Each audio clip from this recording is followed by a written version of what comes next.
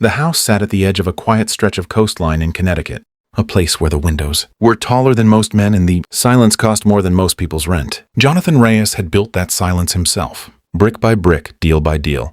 Over 11 years of climbing out of a life he never talked about. He was 42 now, sharp-suited, sharper-tongued when he needed to be, and utterly, completely alone in a house built for a family that had never arrived. His housekeeper of 6 years, a steady woman named Marta, had just left to care for her ailing sister in Ohio, and Jonathan had grown tired, almost overnight, of interviewing replacements who either flinched at the size of the house or tried too hard to impress him. So when his assistant sent over one final resume, a woman named Sarah Whitfield, 34, recently widowed, new to the area, he almost didn't bother reading it. But something about the plainness of it, the lack of embellishment, made him agree to a trial week. Sarah showed up on a Monday morning in a modest pink uniform she'd bought secondhand, her hair pulled back, her hands already chapped from a life of work that never seemed to end. She didn't marvel at the chandeliers, or the curved staircase, or the wall of glass that looked out over the Atlantic. She simply nodded when he showed her around, asked where the cleaning supplies were kept,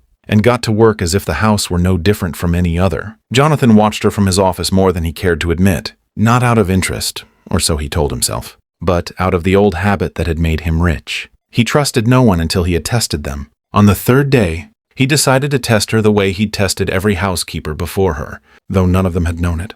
He left an envelope of cash on the long oak table in the living room, exactly $10,000, secured with a plain rubber band, no note, nothing to explain its presence. It was, he reasoned, the fastest way to learn a person's true nature. Some had pocketed portions of it. One had taken it all and vanished before he'd even come downstairs. Most had brought it straight to him, eyes wide, hands trembling, desperate to prove their honesty before he could accuse them of anything. He left for a meeting in the city and did not return until evening. When he stepped through the door, the light was different. Warmer, somehow, though nothing about the architecture had changed. He found Sarah on her knees in the far corner of the living room, beside the old grandfather. Clock that had stood silent and dust-covered since his mother had died 9 years ago. He hadn't touched it. He hadn't let anyone touch it. It was, he sometimes admitted to himself late at night, the only thing left in the house that had ever meant anything to him. Sarah had the wooden panel open, tools spread neatly across a cloth on the floor, her sleeves rolled to her elbows. "What are you doing?" he asked, and his voice came out harder than he meant it to. She looked up, unbothered by his tone in a way most of his employees never managed.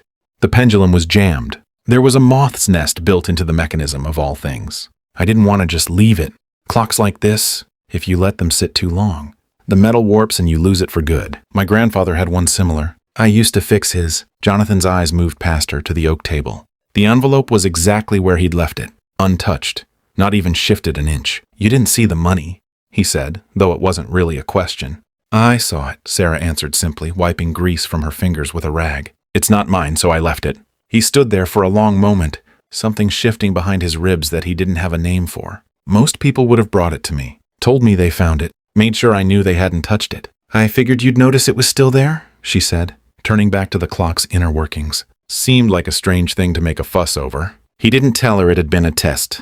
He didn't tell her about the housekeepers before her, the ones who had failed or passed in ways that never quite satisfied him. Instead, he crouched down beside her, uninvited, and watched her hands move with a precision that had nothing to do with money and everything to do with care. "You didn't have to fix that," he said quietly. "Nobody asked you to." "Nobody had to ask," Sarah said. "It looked like it mattered to somebody once. Seemed ashamed to let it die in a corner." That sentence stayed with him longer than he expected. He thought about it while he ate dinner alone that night. The ticking of the clock, steady again for the first time in nearly a decade, filling the silence he had built around himself so carefully. Over the following weeks, Jonathan found himself lingering in rooms Sarah was cleaning, inventing reasons to ask about her day, and, more than once, nearly telling her about the money, about the test, about the shame that crawled up his throat every time he remembered, leaving it there like bait in a trap. He didn't test her again. There was no need. He understood now what he hadn't understood before. Some people weren't measured by what they refused to take, but by what they chose to give without being asked. Sarah, for her part, never mentioned the envelope again, though she noticed things.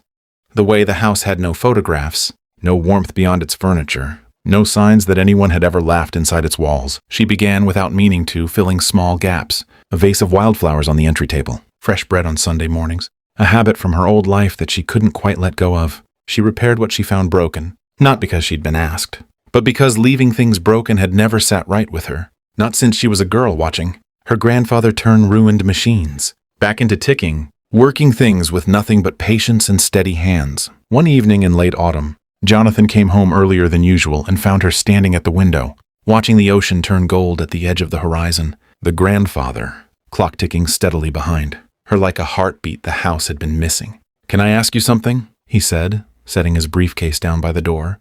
"Depends on the question." That money. On the table. Weeks ago, he hesitated, feeling, for the first time in years, unsure of his own voice. "It was a test. I've done it with every housekeeper I've hired. I wanted to see what people would do when they thought no one was watching." Sarah didn't look surprised. If anything, something like sadness passed briefly over her face. "I figured as much eventually," she said. "Rich men don't usually leave $10,000 lying around by accident. Doesn't that make you angry?" She considered the question honestly, the way she considered most things.